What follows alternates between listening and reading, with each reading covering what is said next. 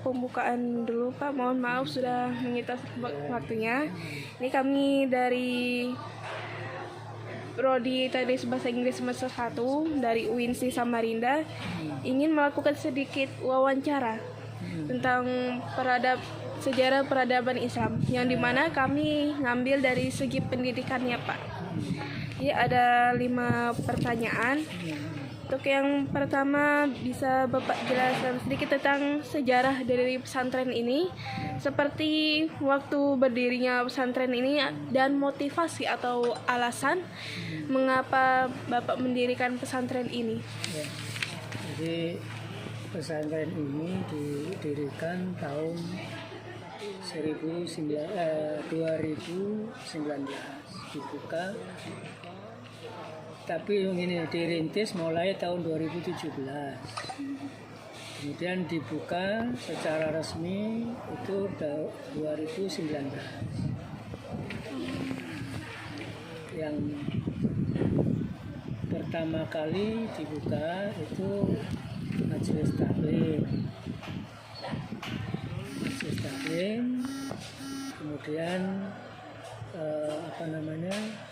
menyusul Madrasah Sanawiyah tahun 2019 itu sampai sekarang. Jadi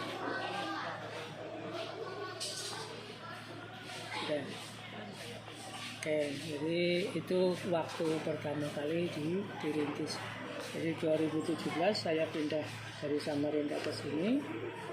Kemudian saya rintis, saya beberapa lokal ini.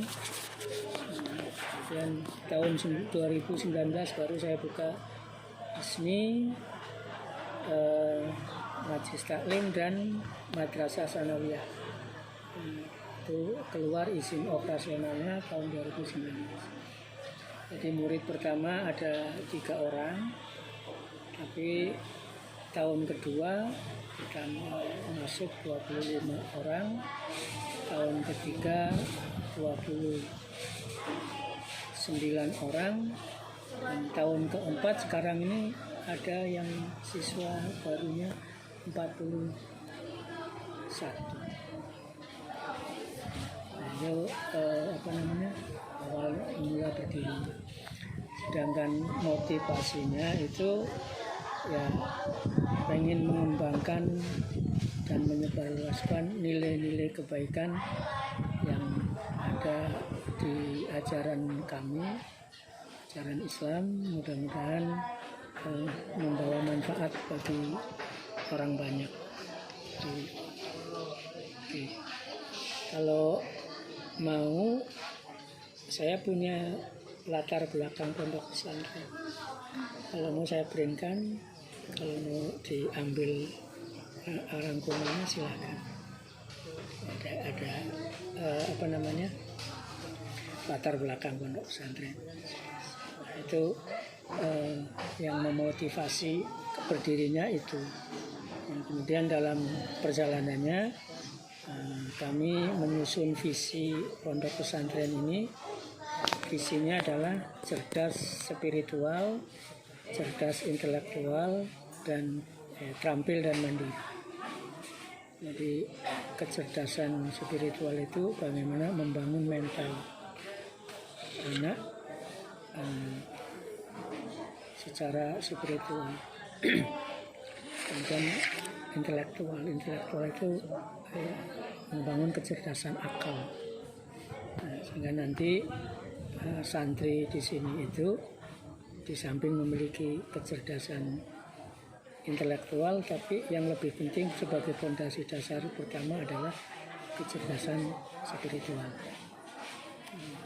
Terampil dan mandiri itu biasanya memang di pesantren pasti diajarkan bagaimana dia bisa mandiri, punya keterampilan hidup, life skill. Ya, sekilas itu untuk yang pertama. Lalu ada yang kedua ini Pak, bagaimana kira-kira perkembangan pesantren selama ini? Seperti mungkin dari awal ada berapa tenaga pengajar hingga berkembang sampai sekarang. Ya, alhamdulillah perkembangan pesantren kita termasuk yang dianggap pesat, karena dalam waktu 3 tahun kita sudah secara fisik sudah walaupun belum sempurna tapi memadai, ada ruang kelas, asrama, kantor, masjid sudah ada. Kemudian siswa juga perkembangannya naik ya, dari tahun pertama 3 orang, tahun kedua 25, tahun ketiga 29, tahun keempat 41, itu berarti ada grafik yang terus naik. Guru pertama kali itu hanya 4 orang. Yang pertama kali kita buka hanya ada 4 orang. Nah, alhamdulillah di tahun kedua, ketiga, tenaga pengajar kita sekarang sudah keseluruhannya itu ada 23 orang. 23 orang itu yang sebagian besar tinggal di dalam di pondok ini. Jadi guru-guru itu ada yang tinggal di luar karena itu biasanya guru yang mengajar pelajaran eksak, matematika, IPA dan lain dari luar. Itu untuk MTS. Guru-guru yang lain berada di dalam. Itu termasuk para lulusan pondok pesantren yang dalam taraf mengabdi, semacam magang 1 tahun dari Pondok Modern Ibadur Rahman, Asyifa Balikpapan, dan pondok dari Darul Hijrah Banjarmasin. Ya, karena kita akan menerapkan tiga kurikulum kan dipadukan, kurikulum nasional dengan adanya pendidikan formal madrasah sanawiyah, kemudian kurikulum pondok modern kita mengembangkan bahasa, kemudian ada kurikulum pondok tradisional salafiyah, ini madrasah diniyah dan kajian kitab umi. Itu perkembangan pondok pesantren ini. Jadi secara fisik dari awal hanya mempunyai satu lokal bangunan. Pada tahun kedua sudah bisa bangun asrama, tahun ketiga kita bangun masjid, tahun keempat bisa bangun kantor. Secara fisik itu. Kemudian perkembangan peserta didik juga seperti itu. Dari tahun pertama 3, tahun kedua 25, tahun ketiga 29 sampai tahun keempatnya itu 41. Jadi seluruh santri yang ada sekarang ini ada 93 usia sekolah MTS, ada 5 usia SMA, ada 7 usia mahasiswa.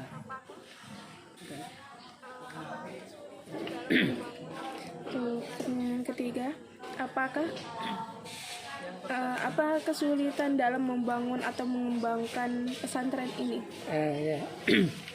Yang pertama, secara geografis pesantren kita ini rada masuk ke dalam, artinya akses untuk mobilisasi itu menghambat gitu.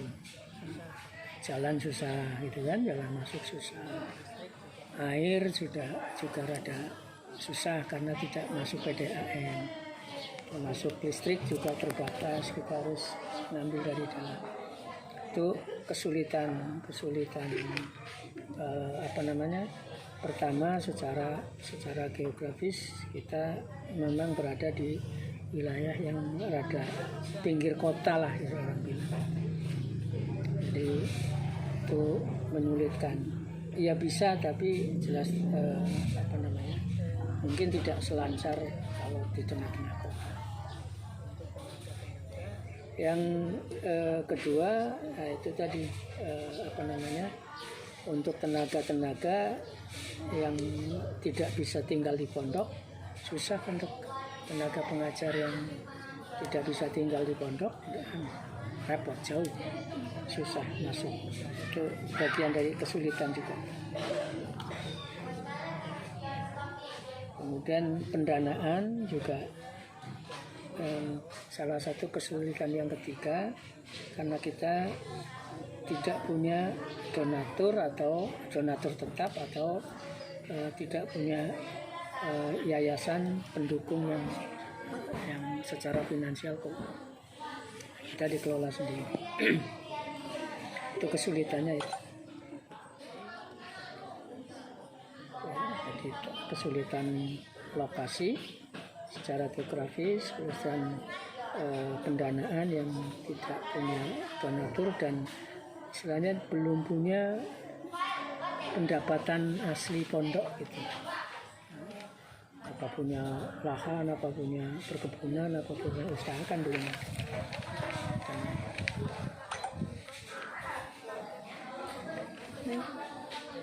Untuk pertanyaan keempat, apakah ada prospek atau target Pak untuk kedepannya?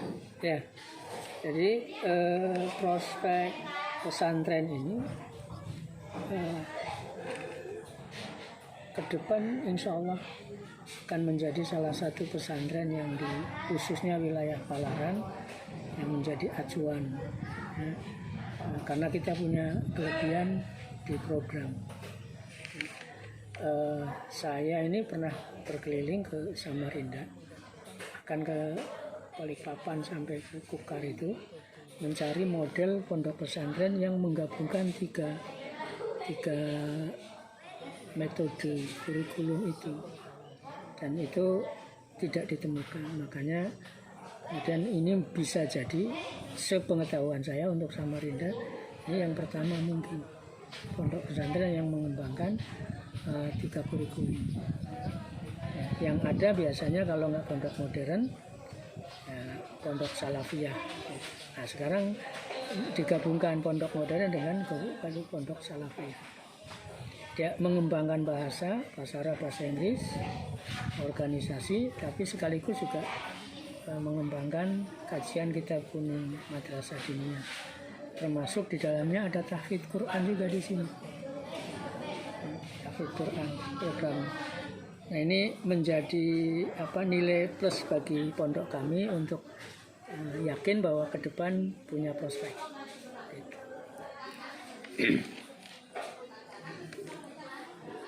Jadi mungkin untuk pondok ini ada nilai tersendiri, poin plus tersendiri dibanding dari pondok lain. Iya, itu tadi karena salah satu poinnya di bidang kalau mungkin bangunan atau apalah ya, atau enggak, itu kita kalah lah, belum sebanding.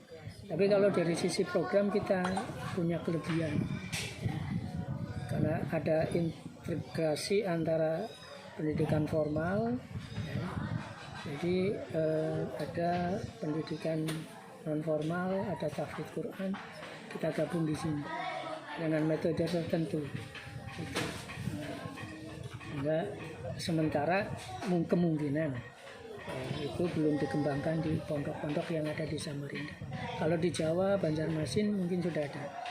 Di Banjarmasin saya pernah datang, itu ada Nurul Ilmi, itu mengembangkan sama juga.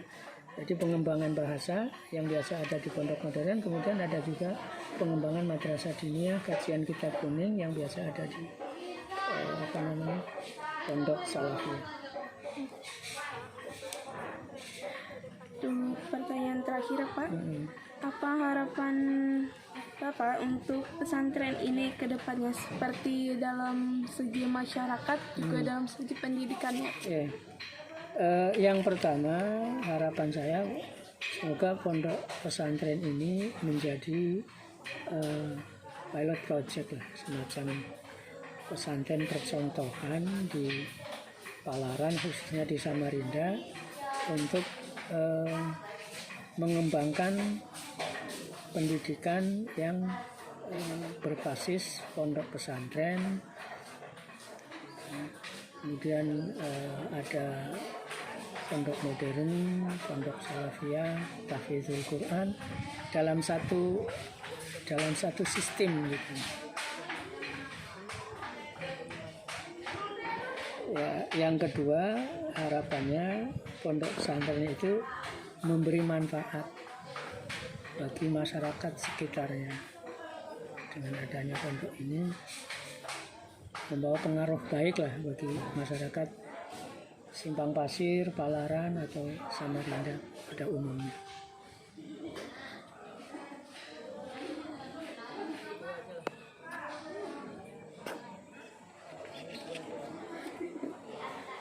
Ya, itu aja lah harapannya untuk pondok ini, 2 aja ya, tadi 2 ya. Bagaimana harapan Bapak untuk siswa-siswa atau santri-santri yang ada di sini, juga untuk para tenaga didik yang ada di sini? Ya apa namanya, harapan saya untuk anak-anak didik itu, satu, tetap menjaga nilai-nilai santri baik di dalam pondok maupun di luar pondok. Jadi santri itu harus punya identitas, yang identitas itu melekat dalam dirinya. Jadi santri itu bukan hanya waktu di pondok. Makanya santri kita itu memiliki identitas santri di dalam maupun di luar pesantren. Termasuk guru-gurunya juga mudah-mudahan menjadi teladan bagi santri maupun bagi masyarakat. Tidak hanya baik ketika di pondok karena dilihat santri, tapi juga menjadi teladan kebaikan untuk santri dan masyarakat. Dan ini kalau harapan ini bisa terpenuhi, secara otomatis masyarakat pasti akan mendukung, tidak usah kita minta.